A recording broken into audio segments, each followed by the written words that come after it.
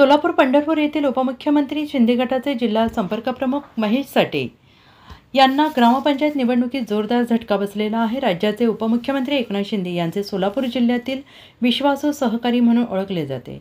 ऐन स्थानिक स्वराज्य संस्थांमधील निवडणुकीच्या पार्श्वभूमीवर शिंदे गटाला मोठा धक्का बसलेला असून तीर्थक्षेत्र पंढरपूर नजीक असलेल्या लक्ष्मी टाकळी ग्रामपंचायतीवर महाविकास आघाडीची सत्ता आल्याने पंढरपूरच्या राजकारणाला कलाटणी देणारी ही महत्त्वाची घटना मानली जाते आहे। त्यामुळे भारतीय जनता पार्टीमधील माजी आमदार प्रशांत परिचारक आणि राष्ट्रवादी शरद पवार संदीप मांडवे यांच्या समर्थकांमध्ये उत्साह संचारला आहे।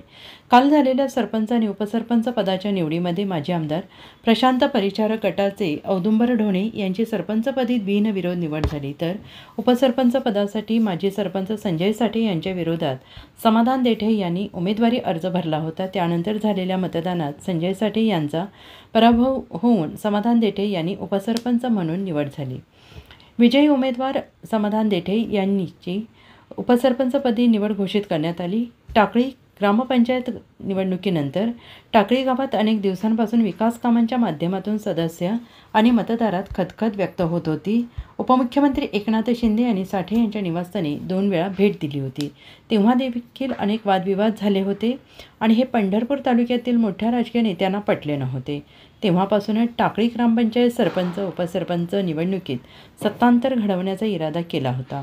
ऐन दिवाळीत टाकळी ग्रामपंचायत निवडणुकीच्या माध्यमातून परिचारक आणि शरद पवार गटाकडून राजकीय फटाके फोडून अप्रत्यक्ष शिंदे गटाला धोबीपछाड करून घाटच दाखवून सरपंच उपसरपंच निवडणुकीत उपमुख्यमंत्री शिंदे सेनेच्या साठे गटाला पदावरून हद्दपार करून फटाके फोडून गुलाल उधळण्यात आला।